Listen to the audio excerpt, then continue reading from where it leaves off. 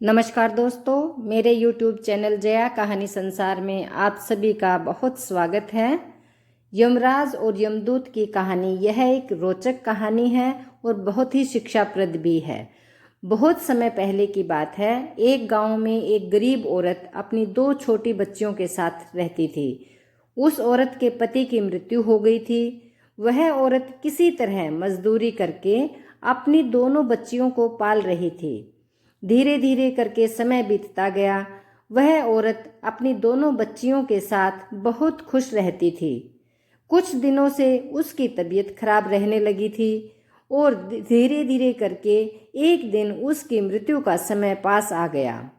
यमराज ने अपने एक दूत को भेजा कि जाओ और उस औरत का प्राण हरण करके शीघ्र ले आओ। वह यमदूत उस औरत की आत्मा को लेने के लिए उसके घर पहुंचा तो उसने देखा कि उसकी दोनों बच्चियां बहुत छोटी थी और वो बहुत रो रही थी। यमदूत ने जब यह सब दृश्य देखा तो उसके अंदर बड़ी दया आ गई। यमदूत बिना उस औरत के प्राण हरण किए ही यमराज के पास चला गया और यमराज से बोला कि हे प्रभु, उस औरत के 2 छोटी छोटी बच्चियां हैं और उस औरत के अलावा उनका कोई सहारा नहीं है।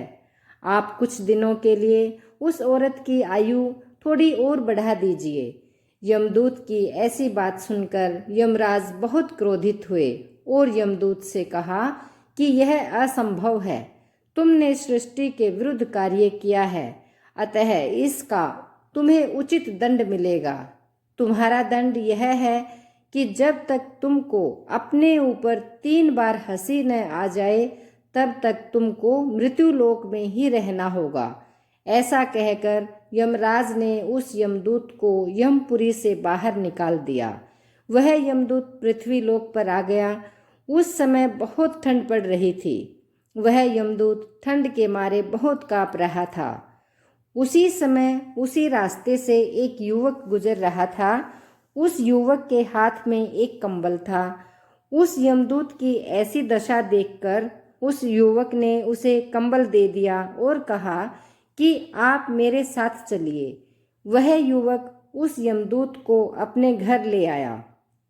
तब उस युवक की पत्नी ने उस युवक से पूछा कि आप कंबल लेने गए थे ना, कहाँ है कंबल?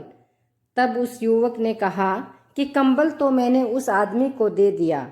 यह सुनते ही वह औरत अपने पति के ऊपर भड़क गई। उसने कहा कि यह कंबल मेरे बच्चों के लिए था, उन्हें ठंड लग रही है। उस आदमी को कंबल देने की क्या आवश्यकता थी?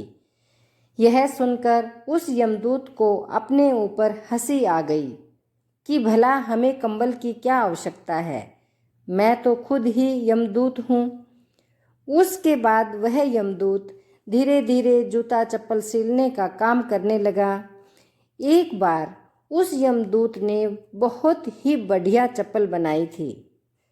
उन चप्पलों को देखकर एक आदमी ने उस यमदूत से कहा कि क्या तुम्हें पता नहीं है कि इस राज्य में चप्पल सिर्फ मरने वालों के लिए ही बनाई जाती है। थोड़ी देर बाद ही राजा का एक सिपाही आया और उस यमदूत से बोला कि राजा का देहावसान हो गया है, तुम उनके लिए एक जोड़ी चप्पल बना दो। यमदूत तो पहले ही चप्पल बनाकर रखे हुआ था। यह सोचकर उस यमदूत को दूसरी बार अपने ऊपर हंसी आ गई। कुछ दिनों बाद उस यमदूत के सामने एक गाड़ी आती है। वह गाड़ी काफ़ी महंगी थी। उस गाड़ी से 2 लड़कियां तथा एक औरत बाहर निकलती हैं। वह यमदूत उन दोनों लड़कियों को देखकर बहुत हैरान हो गया कि ये तो वही लड़कियां हैं जिनकी माँ के प्राण मैं हरण करने के लिए गया था। उस समय यह दोनों बहुत रो रही थी।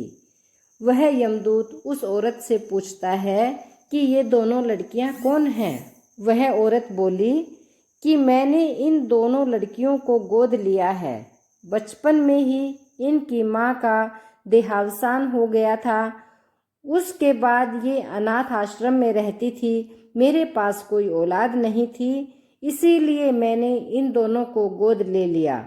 मेरे पास धन दौलत की कोई कमी नहीं है, मेरे बाद सब कुछ इन्हीं दोनों का तो है। यह सुनकर उस यमदूत को अपने ऊपर तीसरी बार हंसी आई। वह सोचने लगा कि इनके लिए ही मुझे यमपुरी से निष्कासित किया गया था। आज यही लोग ऐश की जिंदगी जी रही हैं। उसके बाद वह यमदूत यमराज के पास यमलोक वापस चला गया। दोस्तों, ईश्वर जो भी कुछ करता है उसमें कहीं न कहीं आपके लिए भला छुपा हुआ रहता है। इस कहानी में ही देखिए कि यदि उस औरत का प्राण हरण न होता तो वह दोनों बच्चियां अनाथ आश्रम में न पहुंचती, और यदि वो दोनों अनाथ आश्रम में न पहुंचती तो वह औरत उन दोनों बच्चियों को गोद न लेती। इसीलिए सब कुछ अपने निर्धारित समय पर होना आवश्यक है।